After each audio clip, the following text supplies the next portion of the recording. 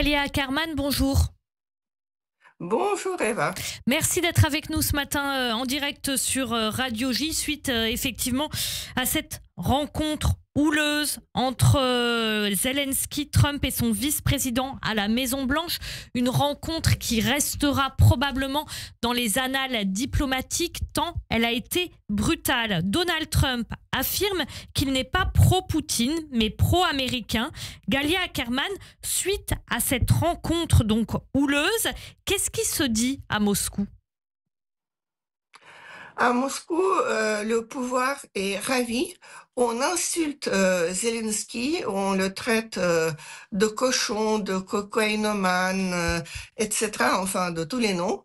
On dit que, bien sûr, il n'est pas prêt à faire la paix, qu'il est intéressé à continuer la guerre, c'est-à-dire le discours est grosso modo le même que celui de l'administration Trump, seulement en encore plus violent.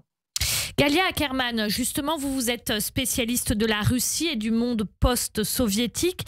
Quel regard avez-vous porté sur ce qui s'est passé à la Maison-Blanche ? Est-ce que vous avez été choquée, surprise, peut-être par la forme et sur le fond également, est-ce que ça vous a surpris ? Je savais bien sûr que Trump était complètement du côté de Poutine. Toutes ses propositions allaient dans le même sens. Mais si vous voulez, bien sûr, personne ne s'attendait à ce que ça se passe de façon aussi brutale. J'ai l'impression que cette rencontre a été une sorte de guet-apens où tout a été préparé pour justement humilier Zelensky. Est-ce que le but était de le chasser ou de le briser pour qu'il accepte les conditions, on peut dire russo-américaines? Ça, on ne sait pas. Mais si vous pensez à maintenant l'idéologie, on peut dire, de Trump et de ses acolytes et l'idéologie du régime Poutine, on voit qu'il y a vraiment une sorte de collusion idéologique parce que maintenant ces deux grands pays ne reconnaissent plus les frontières internationales. Poutine a agressé l'Ukraine, mais Trump veut, par exemple, conquérir le Canada pour en faire le 51e État des États-Unis, où il a aussi d'autres prétentions territoriales, comme le canal de Panama, le Groenland, etc. Il y a aussi une collusion purement idéologique dans le domaine sociétal. Ce sont des idéologies ultra-conservatrices, bien sûr contre le woke, mais aussi contre tout simplement les droits de l'homme et l'expulsion de l'armée américaine de tous les transgenres en est une brillante illustration.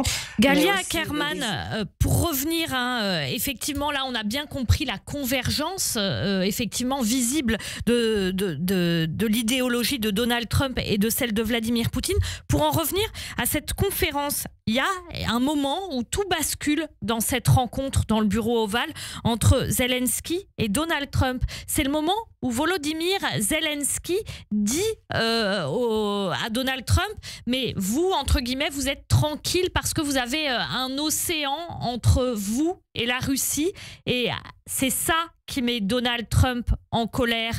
Comment interprétez-vous ça ? Je ne sais pas si c'est vraiment ça le moment du bascule ou est-ce que c'est parce que Zelensky a montré les photos de prisonniers de guerre ukrainiens qui sont revenus et qui ont été subis à des traitements tout à fait inhumains, ou c'est parce que il a traité Poutine d'assassin qui a attaqué son pays. Mais en tout cas, ce que disait Zelensky a très fortement irrité Trump Et après, C'est ce que on dit y a même... Zelensky ou c'est ce qu'est Zelensky? C'est probablement les deux. On sait très bien que Trump ne porte pas Zelensky dans son cœur, mais je pense que le principal était le fait que Trump, il voulait conclure l'accord à des conditions russes et sans reconnaître la Russie en tant que pays agresseur. Euh, euh, et Zelensky a mis le doigt sur le caractère agressif et impérialiste de cette guerre. Galia Kerman, et qu'est-ce que ça change aujourd'hui pour la Russie, pour Vladimir Poutine? Qu'est-ce que ça change concrètement ce qui s'est passé là à la Maison Blanche et d'ailleurs? Est-ce que ça change quelque chose? Beaucoup de gens pensent que Poutine ne veut pas arrêter la guerre, sauf si toutes les conditions russes soient remplies.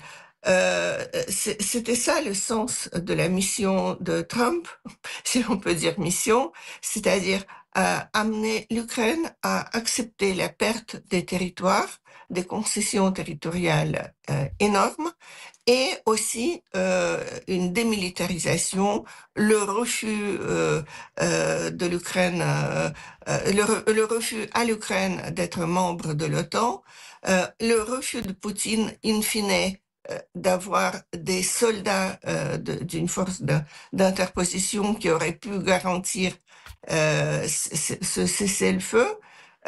Et donc, maintenant, vous savez, on peut écouter ce que dit Orban pour comprendre ce que veut Poutine. Or, maintenant, comme les négociations avec les États-Unis, pour l'instant, en tout cas, ont échoué, Orban a appelé l'Union européenne à parler directement avec Poutine.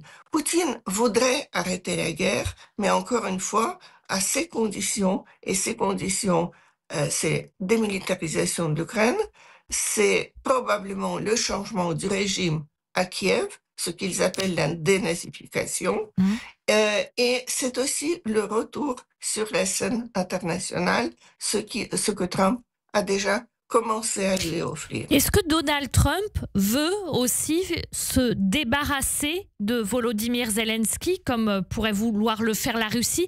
Est-ce qu'il faut craindre de la part de Moscou, comme ça s'est déjà fait dans plusieurs pays autour de la Russie, que la Russie fasse tomber Zelensky et place, entre guillemets, un homme qui est favorable au régime de Vladimir Poutine et qui lui est inféodé? C'est exactement cela. Et si vous vous souvenez, Poutine, depuis des années, parle de l'illégitimité du gouvernement Zelensky, parce que tout ce qui s'est passé après 2014, qu'il considère le Maïdan comme un coup d'État, pour eux, c'est des gouvernements illégitimes. Dernier président légitime, était Yanukovych qui s'est enfui à Moscou et qui attend peut-être son retour. Et l'administration Trump, de son côté, a déjà dit, avant ces négociations, avant ce scandale à la Maison-Blanche, que Zelensky était un dictateur illégitime et qu'il faudrait organiser les nouvelles élections. Zelensky est un homme à abattre par Poutine et par Trump. Merci beaucoup Galia Kerman d'avoir été en direct ce matin avec nous sur Radio J. Je rappelle aussi que vous êtes historienne, spécialiste du monde post-soviétique et de la Russie et qu'on peut consulter votre site, notamment une analyse récemment très intéressante de l'historien Timothy Snyder sur Desk Russie. Voilà, on le trouve sur Internet quand on googlise. Merci beaucoup Galia Kerman, merci. Merci à vous Eva. Et merci.